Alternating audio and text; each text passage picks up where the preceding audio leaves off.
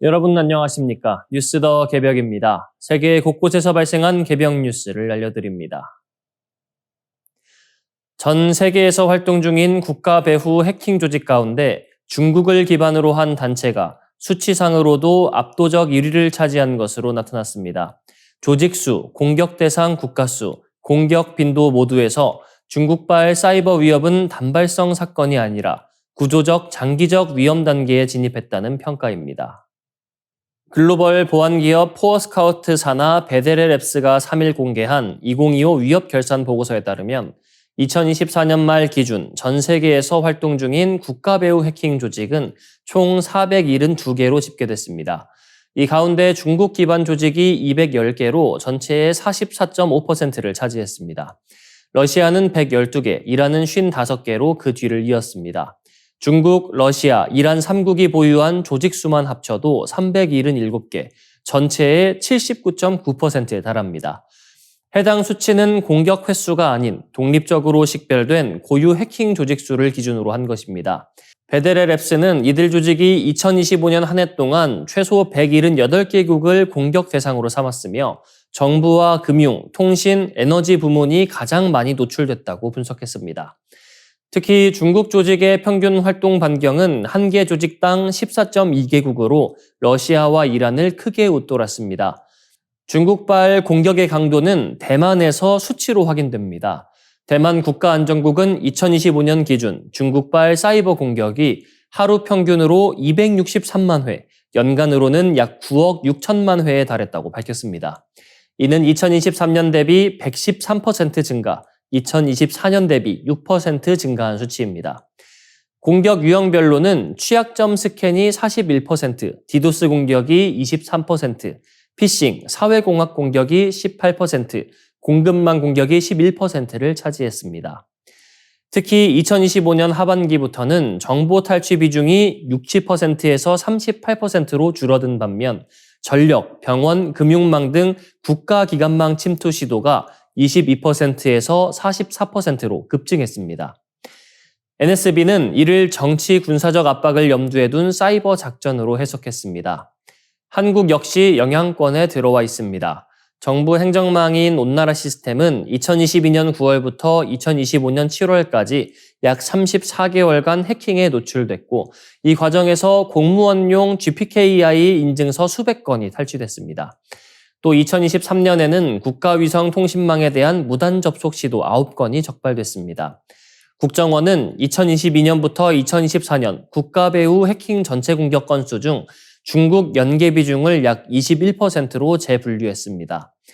전문가들은 사이버 공격이 이미 핵무기와 동급의 전략 자산으로 활용되고 있다고 진단합니다. 국제적 통제 장치가 부재한 상황에서 각국은 방어와 공격 역량을 동시에 축적할 수밖에 없는 구조에 놓였다는 분석입니다. 대만과 미국이 중국의 대만 침공이 임박했다는 전제 아래 사실상 연합작전 수준의 군사태세를 구축한 정황이 포착됐습니다. 양국은 미군의 정찰정보 자산과 대만군의 미사일 타격 체계를 실시간으로 연동하는 지휘 구조를 마련하며 전시 상황을 가정한 준비를 본격화하고 있습니다.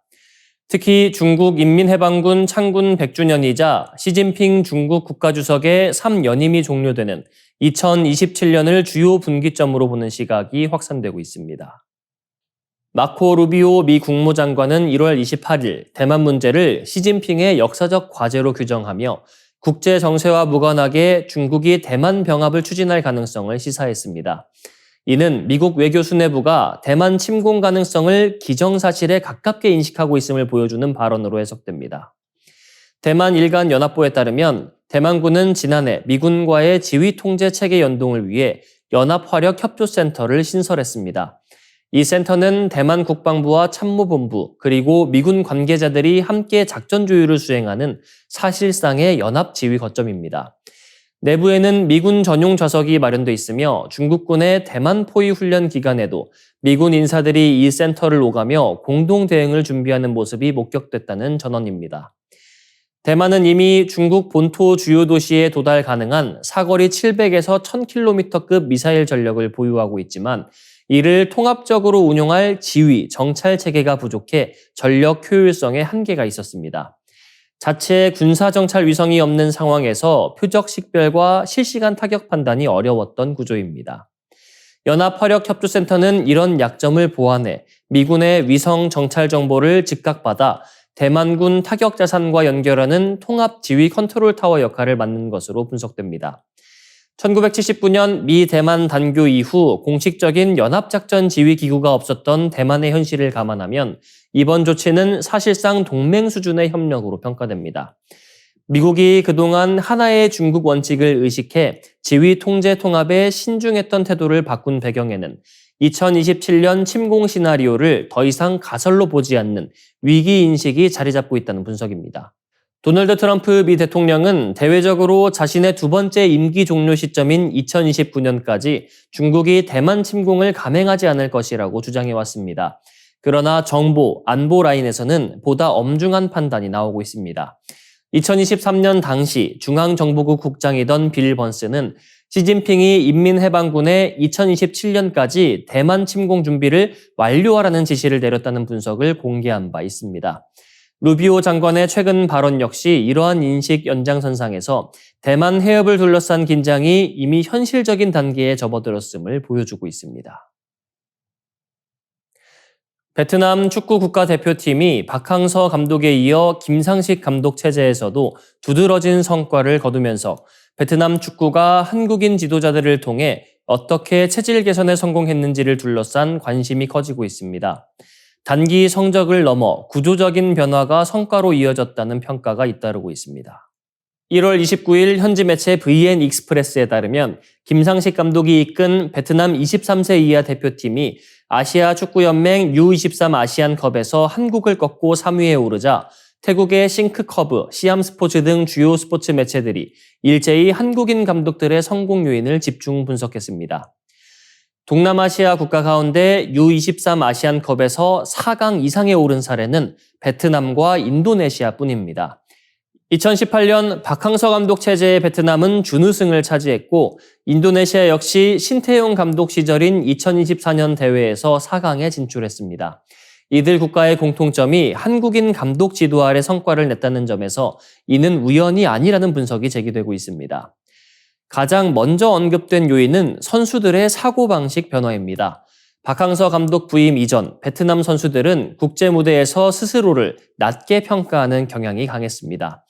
그러나 박 감독은 철저한 준비와 조직력만 갖추면 강팀과도 충분히 경쟁할 수 있다는 인식을 심어줬고 김상식 감독은 이러한 자신감의 틀을 이어가며 세대 교체 국면에서도 흔들림을 최소화했다는 평가입니다.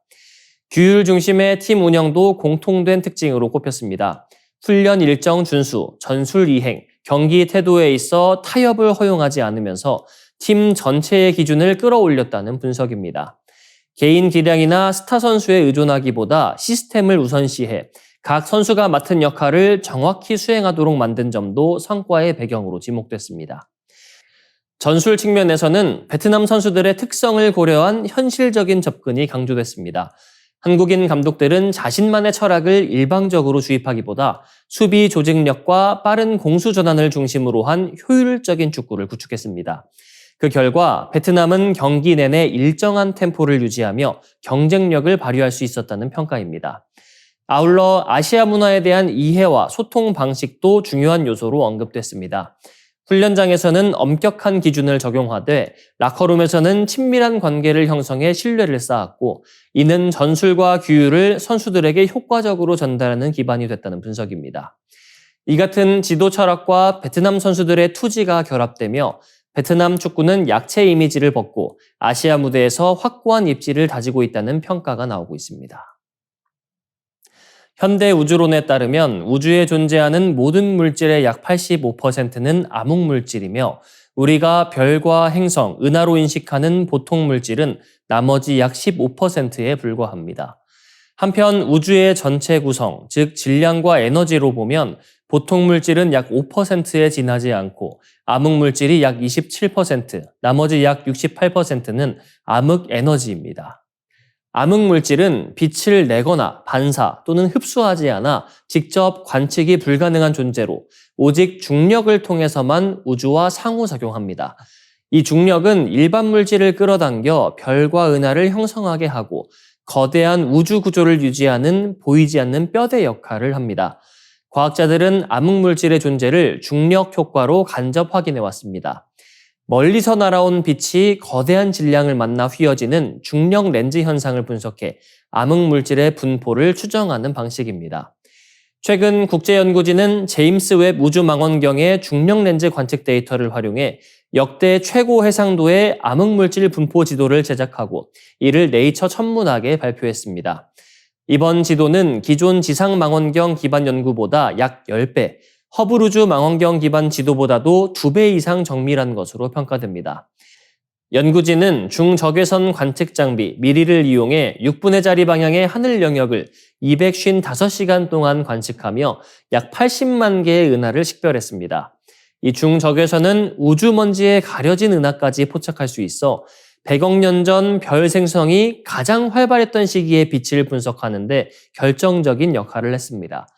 이번 연구의 공동 저자인 영국 더럼대 리처드 매시 교수는 수천 개의 은하가 모인 거대 은하단에는 그에 상응하는 거대한 양의 암흑물질이 있다며 이 지도는 암흑물질과 일반 물질이 언제나 같은 곳에 존재해 왔음을 보여준다고 말했습니다.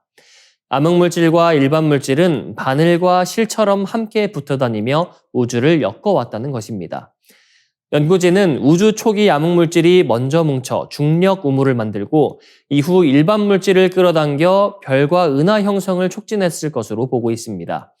이는 궁극적으로 생명체가 존재할 수 있는 환경이 형성되는데도 중요한 조건이 됐다는 해석입니다.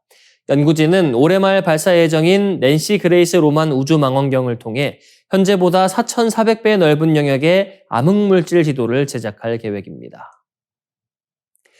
이상으로 뉴스 더 개병 마치겠습니다. 시청해주셔서 고맙습니다.